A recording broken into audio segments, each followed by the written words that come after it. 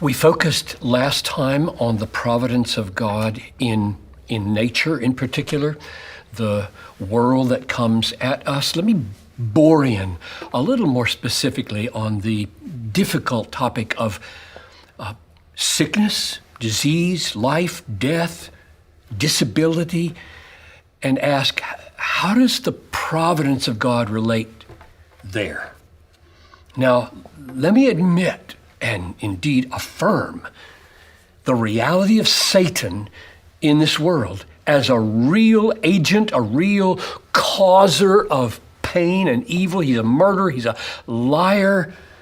Revelation 2:10, behold, the devil is about to cast some of you, Christians, into prison so that you will be tested and you will have tribulation for 10 days. Be faithful unto death, and I will give you the crown of life. So it seems to teach that not only can Satan throw Christians into prison, he can so orchestrate things that they die, and we should be faithful unto death. So I don't mean to minimize at all between the overarching providence of God and our experience, the reality of Satan in here doing his thing. However, Satan does not have absolute or final or decisive control in any of the things that he does.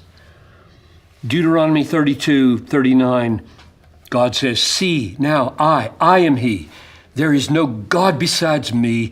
It is I who put to death and give life. I have wounded. It is I who heal. There is no one who can deliver out of my hand. Or 1 Samuel 2:6, the Lord kills and the Lord makes alive. He brings down to Sheol. He raises up. And most obvious is Jesus, the Son of God, comes into the world, and he is sovereign over all disease and over death. He heals all the diseases that come to him. He raises people from the dead. For example, Matthew 4, verse 23. He went throughout all Galilee, healing every disease and affliction among the people. Or Luke 7:14, young man, arise, and the dead man wakes up. Or Mark 5:41, Talitha cum, little girl, rise from the dead. Or Revelation 1:18, I am the first and the last, the living and the living one. I died, and behold, I am alive forevermore.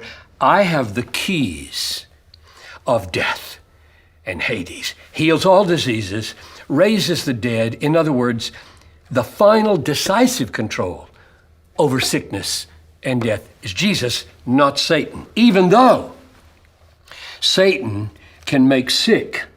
Acts 10:38. Jesus went about doing good and healing all who were oppressed by the devil, for God was with him. Nevertheless, when it comes to sickness or disability or the way children are born, it is not Satan who has the final say. Exodus chapter 4, verse 11. The Lord said to Moses, who has made man's mouth? Or who makes him mute or deaf or seeing or blind? Is it not I, the Lord?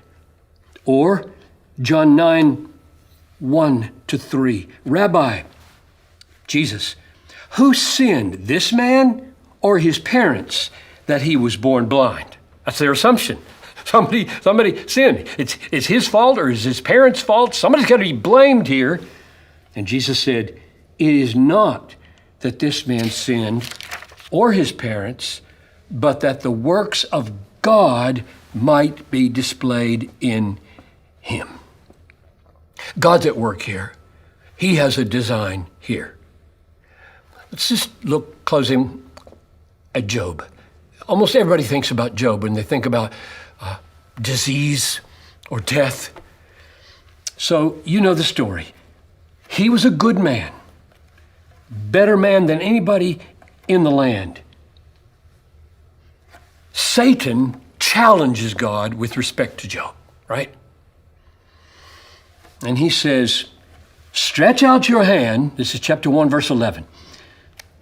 stretch out your hand and touch all that he has, he will curse you to your face. That's Satan to God. And God says, behold, all that he has is in your hand, only against him don't stretch out your hand. So you can go this far, Satan, no further. God is sovereign over Satan. So, without touching Job's skin, this is what happens. Sabaeans kill the servants and steal all the oxen and all the donkeys. Lightning strikes and kills all his sheep and his shepherds. And worst of all, a great wind hits the house. This would be like a tornado. Hits the house where all 10 of his children are partying, and every last one of them dies. And the news comes to Job, and this is what happens. Then Job arose. This is chapter 1, verse 20 and 21. Job arose and tore his robe and shaved his head and fell on the ground and worshiped. And he said, naked I came from my mother's womb, naked I will return. The Lord gave, and the Lord has taken away. Blessed be the name of the Lord. He worshiped. He acknowledged the Lord has done this, even though Satan got permission to do it. Now, was he wrong? Some people say, oh, Job is wrong to say that. And the very next verse says, in all this, Job did not sin or charge God with wrong. It wasn't wrong. It wasn't sin for him to talk that way and to say, God has done this. I bow under it and worship my God.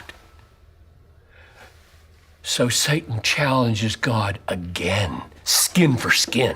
Let me touch his skin. He will curse you. Let me touch his skin. The Lord said to Satan, behold, he is in your hand. Only spare his life. So Satan went out from the presence of the Lord, and listen to this, and Satan struck Job with loathsome sores from the sole of his foot to the crown of his head. The text says Satan did that. Satan did that. God's in control. You can go this far, no further.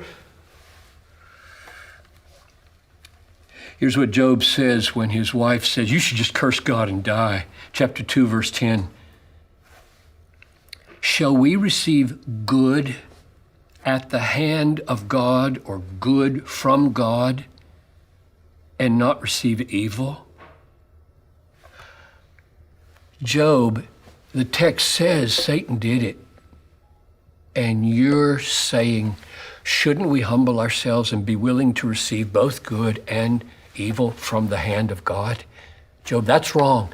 And the very next verse says, in all this, Job did not sin with his lips. And the reason we know we're not misreading those verses that say Job was right to talk that way is because the end of the book, chapter 42, verse 11, goes like this. This is the inspired writer talking. All his brothers and sisters and all who had known him before comforted him for all the evil that the Lord had brought on him. That's the summary statement of the book of Job. And James in the New Testament writes about it like this. This is James 5:11. You have heard of the steadfastness of Job, and you have seen the purpose of the Lord, how the Lord is compassionate and merciful. So yes, God is in charge of all sickness, all disease, all life, all death, all disability. His providence is that pervasive. And when you trust him through Jesus Christ, His mercy, His wisdom, His power, you will discover that it is merciful and compassionate.